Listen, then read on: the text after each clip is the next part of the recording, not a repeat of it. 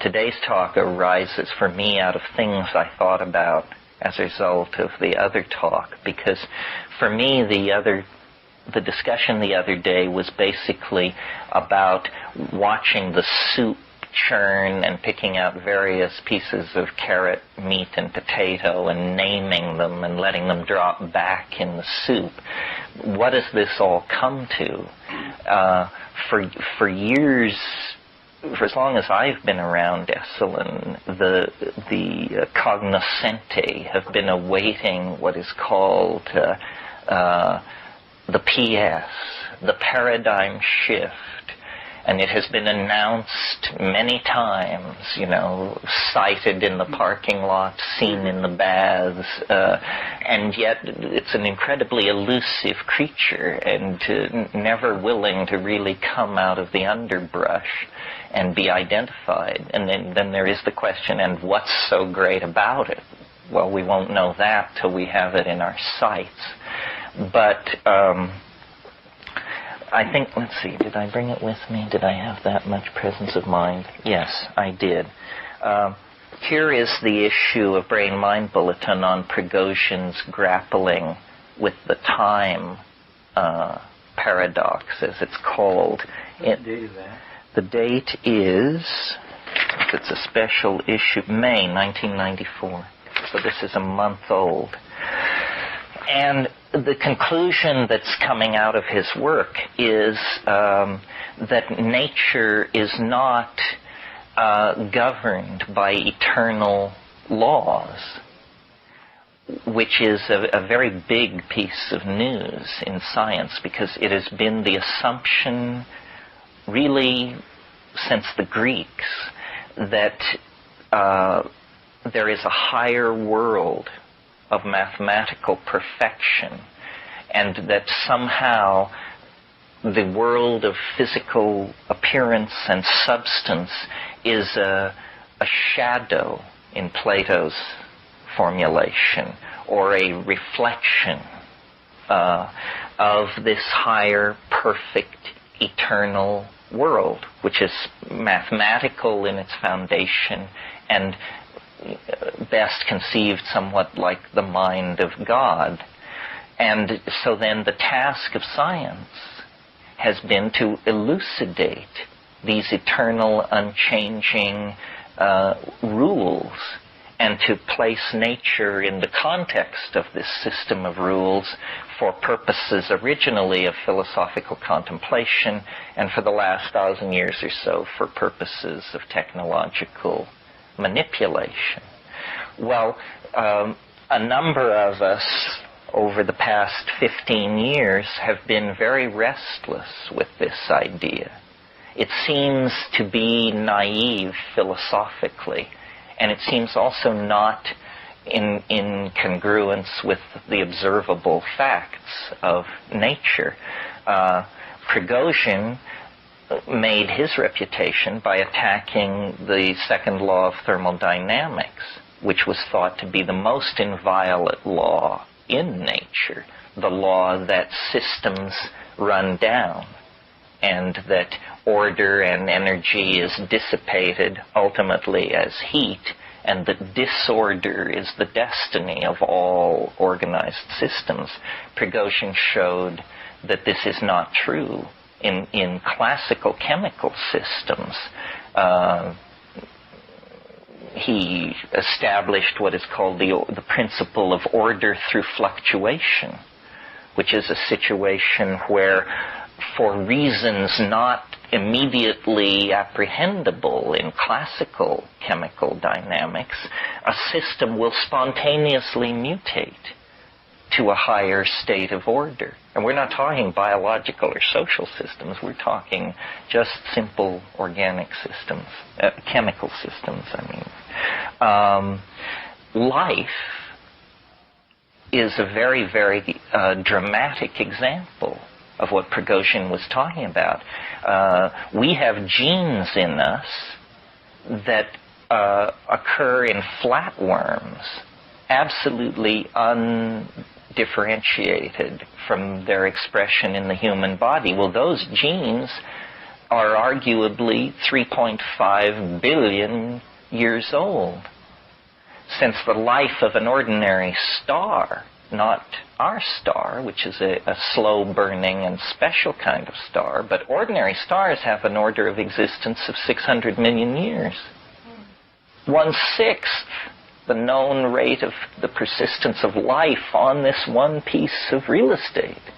So life is a phenomenon that violates the second law of thermodynamics on a planet-wide scale with ease for 3.6 billion years. Fascinating. And social systems similarly perturb themselves into higher states of order.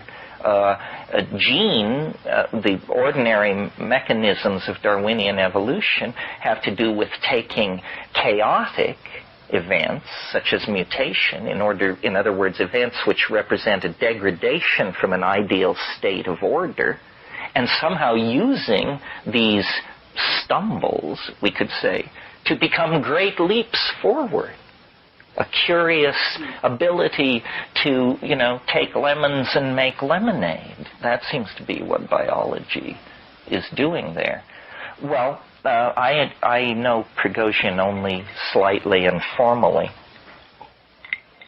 My great intellectual comrade in arms is Rupert Sheldrake. And Rupert, this is his bailiwick as well. Because what he is saying, in a slightly different voice, is that nature is a process which, in a sense, predicts itself.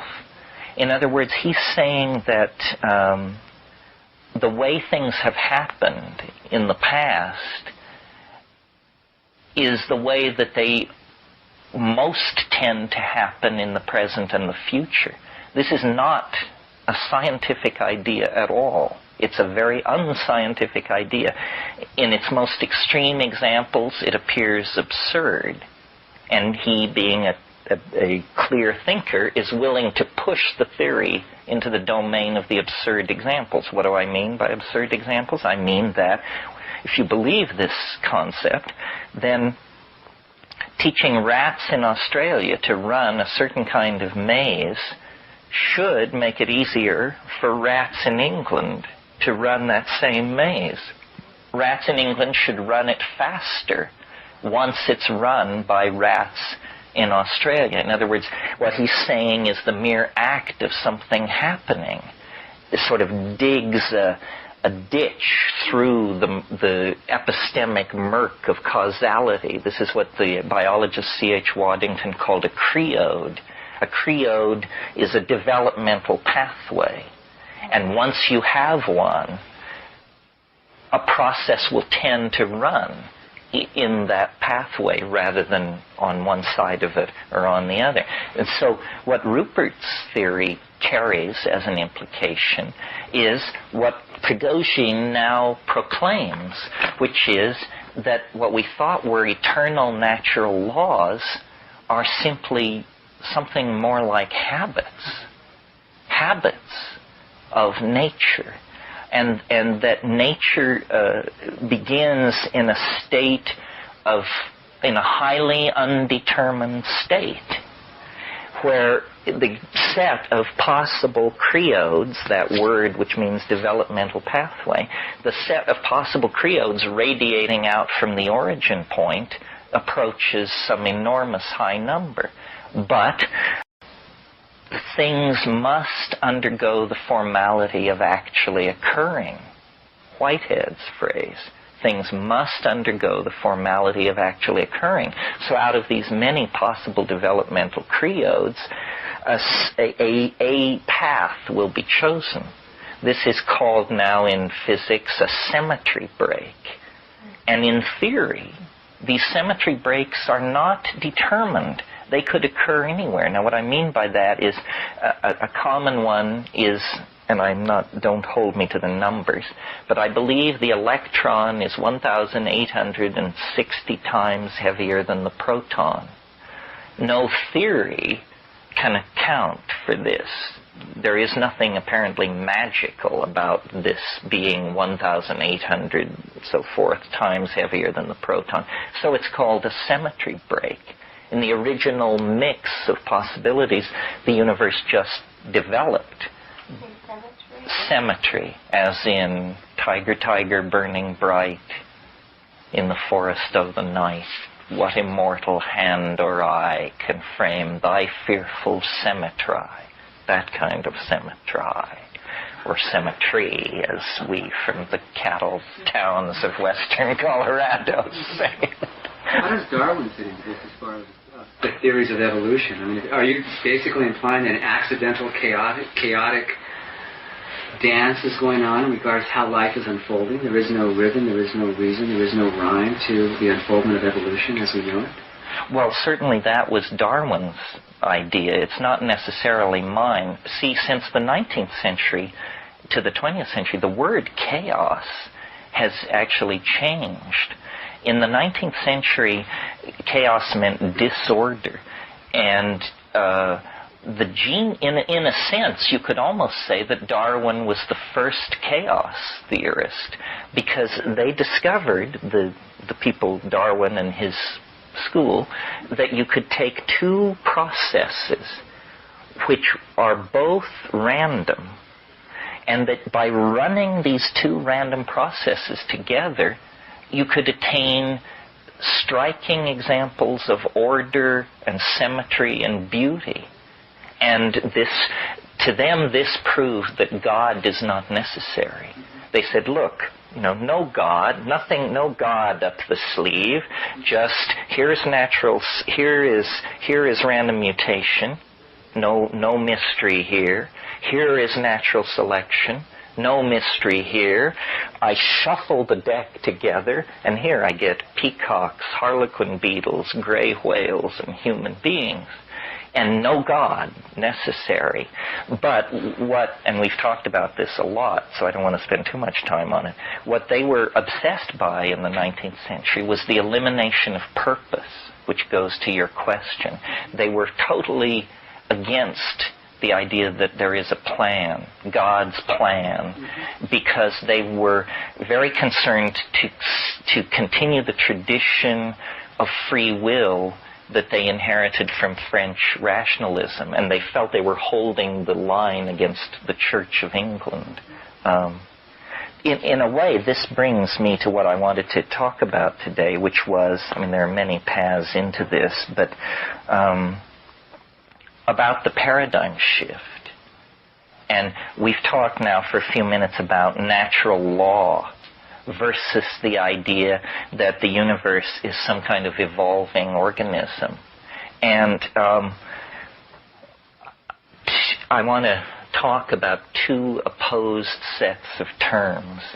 The old paradigm and what it implied and how it worked, and the new paradigm and how it's different and what it implies and how it works. Because I think we're getting close to pay dirt on this great change of consciousness thing that everybody is waiting to have happen, that enough data is accumulating, enough global web weaving is happening, that we're close to criticality on having the new paradigm emerge. Perhaps Prigozhin's little announcement is the beginning of that. But here are the terms. First of all,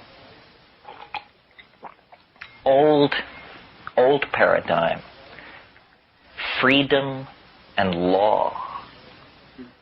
This is what it's about. Freedom and law. This great opposing and dichotomous set of concepts. First, the laws of nature, eternal, Platonic, suspended in some philosophical superspace, beyond argument, beyond contradiction.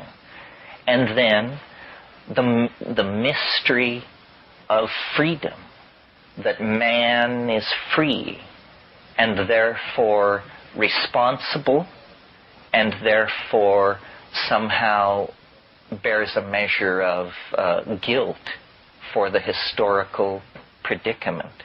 So human freedom is the precondition for the assumption of man's flaw, man's fall. You know, what Thomas Aquinas called the felix culpa, the happy flaw. And these ideas of law and freedom have been worked out since the late 17th century, when, after the Cromwellian Revolution was disposed of, and Newton published the Principia in England, people like John Locke and Hume and Thomas Hobbes and began to work out the social implications of all this, while Newton and Leibniz and other people on the continent, Fibonacci and so forth, worked out the implications of the law part of it and created science as we know it, practice it, love it, hate it today. Okay, now the new paradigm and the meaning, I guess we should talk for a minute about what a paradigm is. A paradigm is a lens through which you see the world, and everything is transformed when you look through this lens. How your food, your religion, your sexuality, your science, your economics, everything is transformed.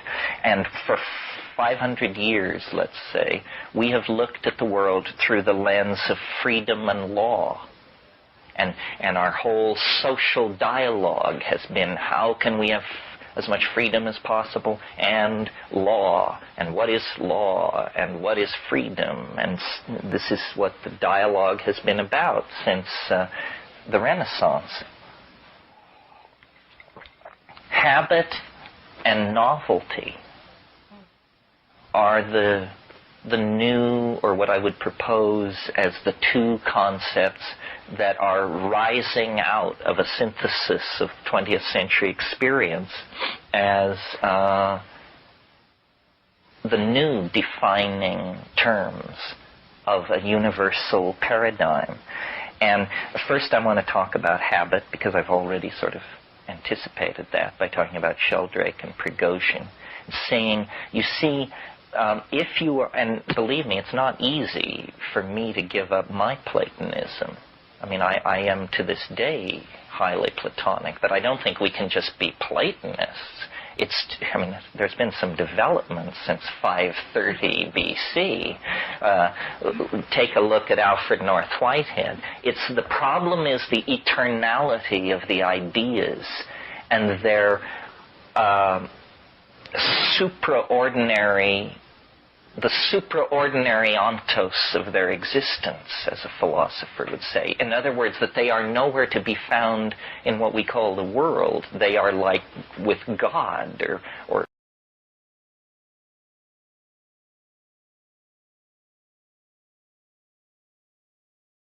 or with the square root of -1, or something like that.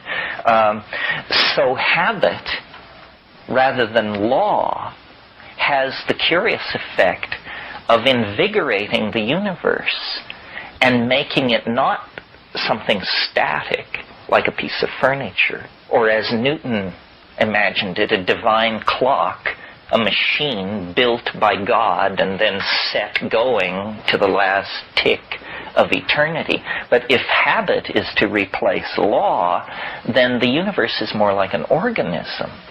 It's more like a creature. It learns, it gains experience. As it matures, it changes its strategy. As it expands its experience, it gains new domains of emergent subtlety. And this is, in fact, what we see. I mean, we see that the universe began as a plasma of free electrons. And then there was a period of astrophysical condensation, stars and planets, and then a period of nuclear chemistry ruled the universe as stars aggregated. Is that not law?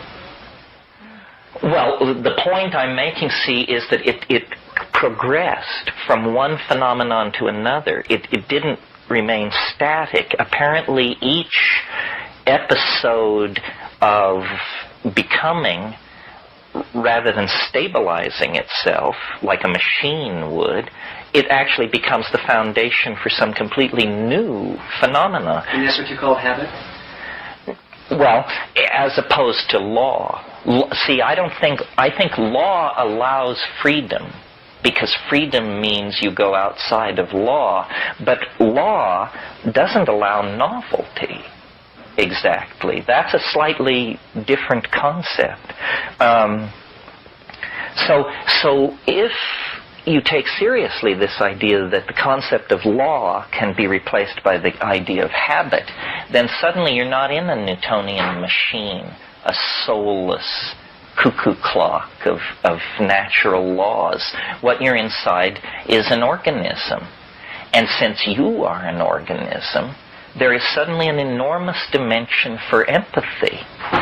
You can understand then, I feel, I strive, I know hope and disappointment, and I can therefore transfer these qualities to the dynamic of the world around me. And this is very important. Again, recall that what we're talking about is why one paradigm replaces another. This is very important for us as a species to get in contact with what we've done to the planet. If the planet is a thing, you can basically use it. If it's an organism, then you must relate to it the way you would relate, to another person, or at least to a fine animal or something like that. Can I ask the question, how would you Sure. suggest I would go from a law, looking through the paradigm of law, into the paradigm of habit, and how I'm seeing and experiencing the world? What would you suggest in my perceptual approach to the world around me? Okay, well, that's next. Okay. And this is probably the most controversial part of all this. It was very important when this when this freedom and law dichotomy was set up. Every paradigm has a hidden or secret agenda. And what lies behind this freedom and law thing is Christian ethics. It's very important in Christian ethics, other than some fairly minor and screwball variants, to maintain the idea of human freedom. Because man cannot fall and be redeemed without the dimension of human freedom. And the dimension of human freedom is a precondition for guilt. Only the free can be guilty, because only the free are responsible for what they do. After all, if the universe is a determinism, then you do what you do because you couldn't do anything else. And so to expect you to take responsibility for that is a little weird. So it was very important to establish the idea of human freedom. And all our political systems are built on various adumbrations of this concept of freedom. Habit and novelty is a shift slightly east on this issue. There's a lot less freedom in the habit and novelty equation, and there's a lot less responsibility. And responsibility, Hui Po Yang, the 9th century Chinese alchemist, said worry is preposterous. Worry is preposterous. And then the exegesis explains that in order to worry, you have to know what's going on. If you don't know what's going on, worry is an absurd. It's like someone who knows nothing about automobiles worrying that their car may break down. It's immaterial. So, freedom is a very touchy subject, and I offer this in an exploratory manner. There are very respectable orthodox positions which would tell you that the creation of the ideal of human freedom and the way in which it has been enshrined and defended in Western political institutions is the crowning achievement of the civilization.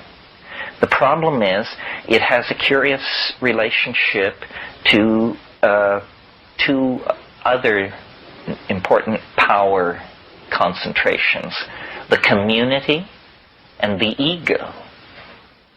Where does freedom lie in that spectrum?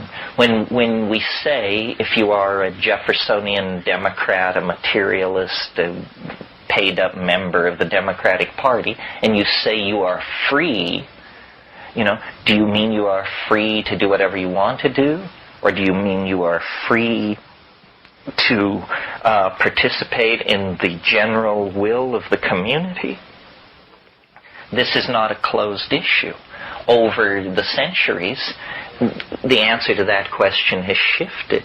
The 19th century, in America, based on the exposure to frontier hardship and that sort of thing, was much more about the freedom of the community to do what it wanted to do.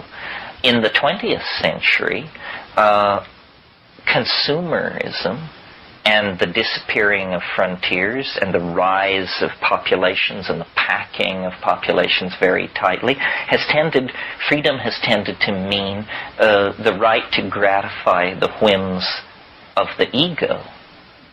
And this has led to a whole bunch of anti-communal attitudes and phenomena.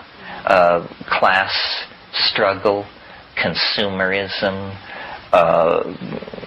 manufacture of useless and soon-to-be obsolete objects, people trapped in a rat race of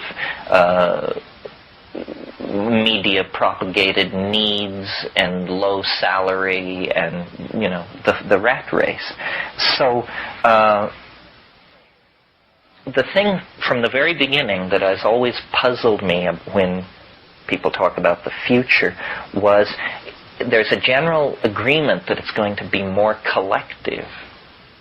That, we talk in terms of the internet, we talk in terms of boundary dissolution, community, and yet the great metaphor for collectivism is now in ruins, Marxism. I mean, it's finished. And so there is no countervailing force to this freedom and law image at the moment. But I think that when community coalesces around the felt need to express community values, then the paradigm shift will be very close to happening. Now, when will that happen? Things will have to get a lot worse. Because you see, the paradox is that the people who can change the world, people like you and me, the upper 5% of the literate elites of the industrial democracies, we're the furthest away from the bad news. We're getting 3 squares and having a fine time. So somehow there has to be a sense of danger or impending chaos. And then we will, I hope, organize ourselves to get out of it. So are you saying the organism is reaching a point of transformation that will be very painful for many and not so painful for few? Or painful for all? Well, I guess that leads to the subject of change. Change is in and of itself neither painful nor pleasurable. But, the Bob Dylan song that says, when you got nothing to lose. Well, a lot of people have nothing, and a few people have something. And I think it wouldn't hurt for everybody to lighten their ballast a little bit to float higher. So these ideas have a lot of implications. A paradigm touches everything, and it begins very deeply. But I think that my, fractal mathematics, chaos theory, complexity theory, my own stuff with the time wave, all of this is going to, in a sense, erase much of the mystery about the future. That the future is in a freedom and law system necessarily unknowable. Because if you knew the future, then this idea of freedom would fall under a shadow. But if you replace freedom with the idea of novelty, and see then that no matter how unique a situation is, it was somehow preceded, announced, anticipated by earlier situations, then the anxiety that is built in to the freedom and law formulation disappears. Because you see, with the acceptance of this idea of freedom comes the acceptance of an unknown future, when in fact a great deal of the future can be triangulated and known even with old-style mathematical and cognitive techniques. And when you toss in the new stuff, then we indeed have headlights on our vehicles, and it does throw a high beam into the future. So, novelty does as well? Well, novelty replaces freedom in that freedom is this idea that anything is possible and that you create it. And novelty is the idea that sometimes interesting things are possible and you are more like the gifted recipient. You know, it embeds you more. Freedom is a fairly alienating concept. This is what modern existentialism understood. You know, that woman, can't remember her name, Margaret Greene, who wrote that book, Dreadful Freedom, talks about how, you know, once you embrace freedom, a great deal of supportive structure fell away, which the existentialists embraced as a necessary confrontation with man's situation in the cosmos. But I think they were pessimistic. Sartre's ultimate formulation of all this was, he said, nature is mute. Well, nature is not mute. That's ridiculous. How could somebody get so tweaked around as to hold that position? I don't believe it. Nature is not mute. Nature is the available statement for deconstruction on the nature of being. I mean, if you don't believe that, then you're an existentialist and you believe that human freedom is the proper domain of becoming. But this has not led to very happy. I mean, I see that as a prologue to some kind of fascism. You know, the Nietzschean super will is in there someplace. But I think native peoples, aboriginals, if you could explain these two things, freedom and law, they're not going to get freedom and law. An Amazon tribe wouldn't have a clue. But if you talk about novelty and habit, this they understand. This is what life is to anybody who's paying attention. While freedom and law both are high-flown abstractions that come out of a very special philosophical agenda that by the time Hume and Locke and John Stuart Mill got to it, it was 2,000 years old. But most of the time, novelty as a word and habit as a word is a put-off. I mean, to think about those, I think in our culture, for me, is something that I've moved away from. You mean that novelty sounds trivial? Novelty has seemed superficial, and habit has seemed something that I have no control over. It's something that I do over and over and over and over and over again. Well, in a sense, yeah. So it's interesting that you're using law and freedom in my life. I mean, in a certain sense. Well, everybody who ever had a civics class, law and freedom. Right. So it's interesting to. Well, I should explain, because since you bring it up, it may be in other people's minds. The reason I use the word novelty is because I'm a great fan of Alfred North Whitehead, who was probably the last and greatest of the Platonists. And he has a theory which is put forth in Process and Reality, which is his life's work, magnum opus, in which novelty is the word he wants to use, because he says, there is out of the background of what has been emerges the unique. And he, as I felt that what we call nature is a habit, a novelty-conserving engine. that what nature glories in is novelty. You know, the pattern on the butterfly's wing, the color of the polyp, the molecular species of the synapse, the chemical dynamics at the heart of a star, that somehow nature is... Originally, I called the counterpoise of novelty, logically, I think, entropy, which is a familiar concept in physics, well understood mathematically. But Rupert convinced me that habit was a much more applicable idea.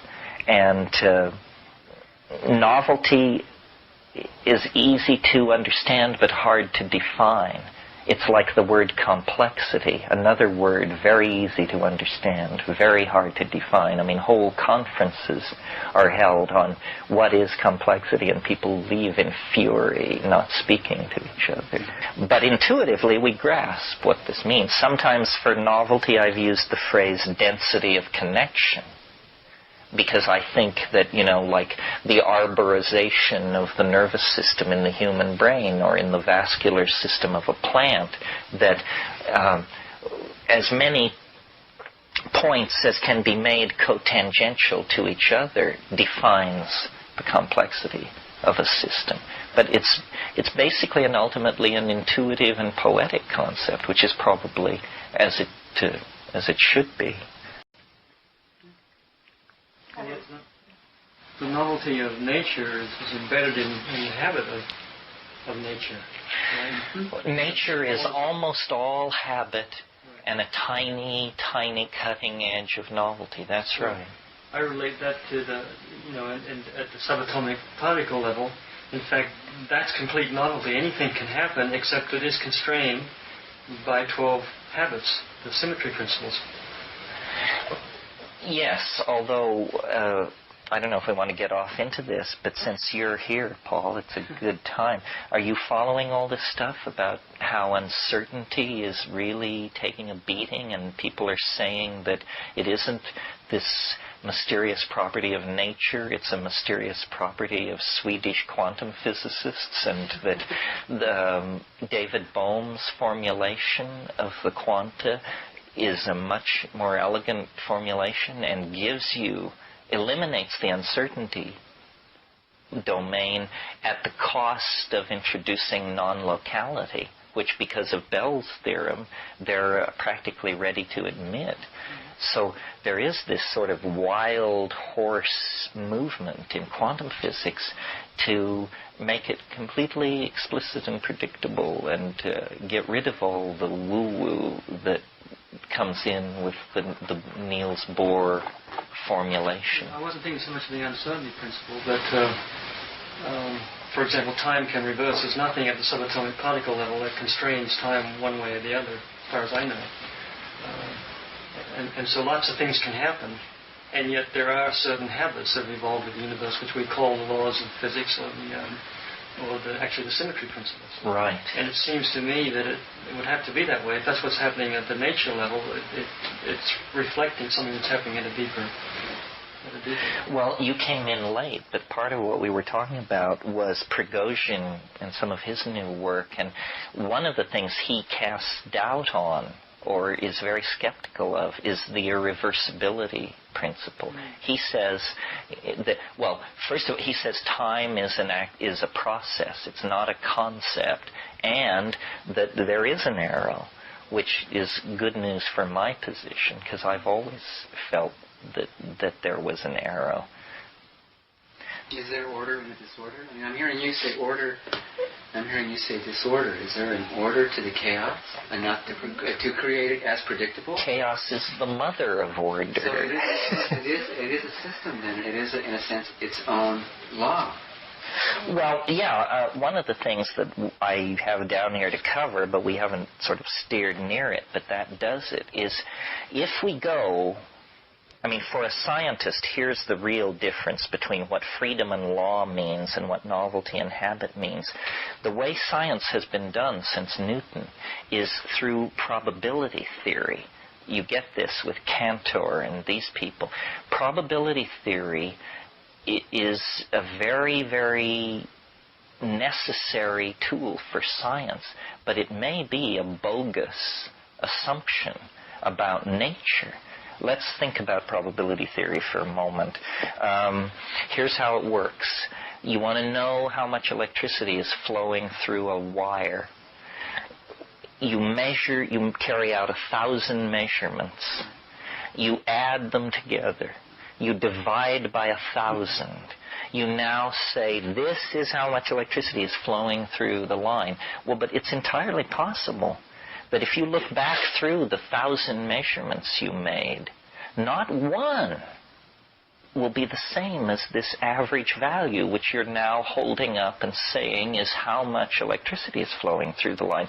Not one of your measurements confirms your final conclusion. But people say, well, but, induction and accumulation of sample and averaging.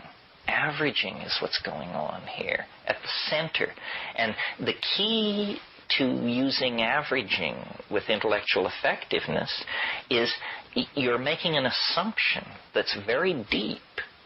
And the assumption you're making is that time is invariant. Well, that is simply an assumption.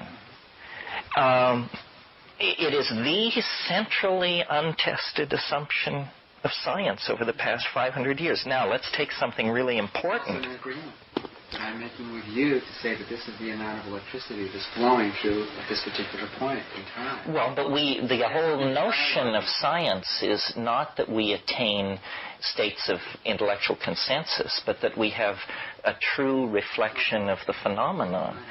So then here's a case where this becomes more important: the speed of light.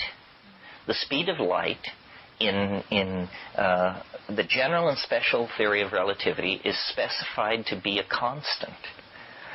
So, since 1908, the speed of light has been measured on this one planet with various devices. Not once has any device ever gotten a value exactly congruent with any other device. Never. Well, so then they rush forward, very flustered that you would even mention this embarrassment. And they say, well, you don't understand. It's the limit of the instrumentality. Well, but wait a minute. This is just a phrase some weasel lawyer scientist put together to explain why they weren't getting the right value. Because they're saying, okay, we're measuring the speed of light. Now, we're within 30 meters per second of where it was yesterday. Or this measurement is only off by 20 meters per second, 1 part in billions. But the point is, you're not getting the same measurement that you got yesterday. And so why are you saying that the speed of light is constant? Well, because the entire theory of relativity falls to pieces if you ever yield on that principle. And so then a person who was trying to do what in science is called save the phenomenon would say, well, let's plot the speed of light and see how much it's varying. Well, now, if it is in fact what is called the limit of the instrumentality that is causing this problem, then do we all agree that the values should cluster around a mean? In other words, this guy is 30 meters too fast. This guy in Australia, he gets 30 meters too slow. This person is 70 meters too fast. Right? The values would cluster. Right. But what do we actually see when we examine these variations in the speed of light? We see that from 1908 until 1975, and I'll explain why, 1975, from 1908 to 1975, the speed of light has apparently slightly increased. The values are not staying constant. They're drifting slightly upward. Well, we are on one tiny planet in one very narrow slice of time, and yet we, having measured the speed of light to be sliding slowly toward faster and faster, have created a physics based on the assumption that it's a universal constant and never changes. Weird. Completely in contravention to the stated methods of science. Well, then what happens in 1972? they hold a conference in Geneva and everybody lays their cards out on the table and they say, look, this is just a pain, this whole business about the speed of light. From now on, the International Geophysical Union will define the speed of light. And nobody should go and measure it. Don't do that. If you want to know the speed of light, flip open your handbook of physical constants, and we, the International Physical Union, have decreed that this is the speed of light. Weird. And, we could go on with similar examples. Melting points.